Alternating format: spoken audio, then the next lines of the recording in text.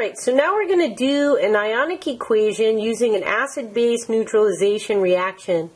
So in this case, again, anything in the aqueous form is going to fall apart in the solution, and it's going to be able to float around until the molecules react with each other, and in this case you're going to get the acid and the base to come together to form water and the salt. So we've got water as our product and salt as the product. So anything that's in the aqueous state we can write in the ionic form floating around in solution. So we'll do that for a total ionic equation. Alright, so when we do that, we have to make sure that we include the same number of atoms on both sides of the equation for our balanced reaction. So in this case, we've got two HCl molecules, so we have to represent both of them in our total ionic equation. So that coefficient gets distributed to each of the ions in the solution. So we've got 2 protons and 2 chloride ions. And then our magnesium hydroxide falls apart, and we can see that each molecule of magnesium hydroxide has 1 atom of magnesium, and it's got 2 molecules of the OH anion, or the hydroxide anion. So we have to include our 1 molecule of magnesium, Mg2+, and the 2 anions, the 2 hydroxide anions that fall apart from this molecule. So it becomes a coefficient here because they're each floating around separate from one another. So you've got plus 2OH. On this side of the equation, our water is not going to change because it's in the liquid state and these are now covalently bonded. So they have to stay together. They don't fall apart in the solution. So we've got 2 H2O molecules in the liquid state. The magnesium chloride is still in the aqueous state, so this is going to fall apart.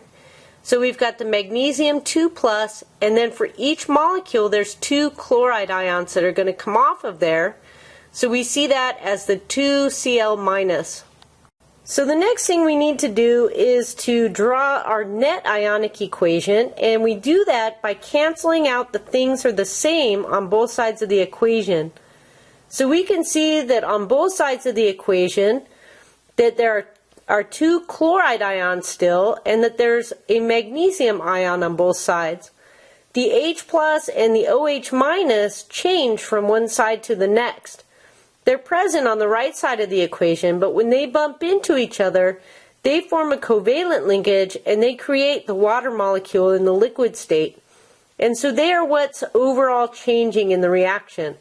And so that's how we're going to end up writing our net ionic equation. So overall, in the total ionic equation, we cross off the magnesiums and we cross off the chloride ions. They stay the same on both sides of the equations.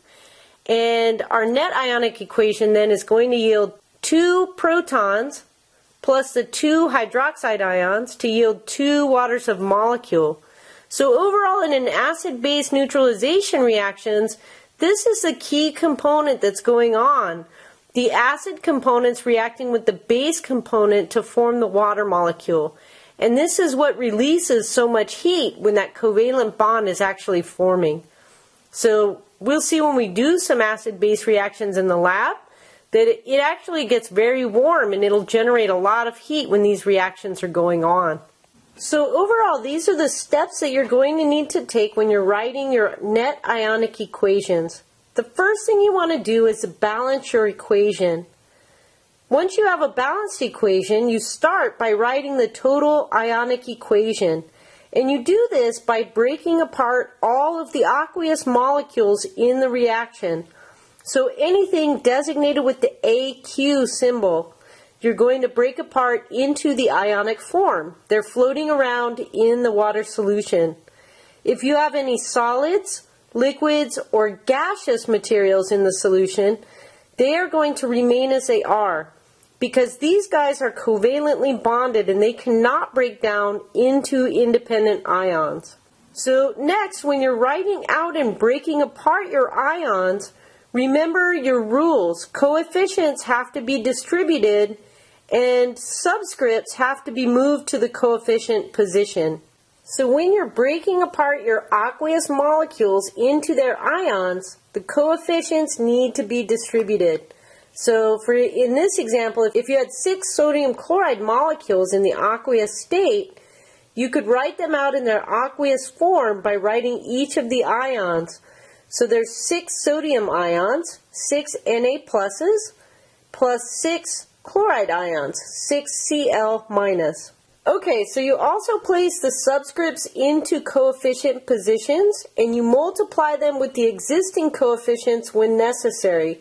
So if we have an example of magnesium chloride, there's 2 chlorine atoms per magnesium molecule. So when we write that in the ionic state, we'll split up the magnesium into 2+, and then we have 2 chloride ions that are present. If we had coefficient in front of this, so we had 3 magnesium chloride molecules, when we break this up, it's going to turn into 3 magnesium 2+ ions, and then 2 times the 3 for the chloride ions, or 6 chloride ions. Alright, so the third rule for breaking apart our ions is that the polyatomic ions stay together to form their ions. So if magnesium sulfate is an example, we would break apart the magnesium into its ion and the sulfate into its corresponding ion. If those ions have subscripts that are associated with them, they still have to be distributed as coefficients when you write them out in their ionic forms. So if we have aluminum sulfate, there's 2 aluminum ions in each molecule of aluminum sulfate, so that would be 2 Al3+, and we can see that there's 3 sulfate ions per molecule. So in the ionic state, when they're floating around by themselves, that would be 3 SO4 2- molecules.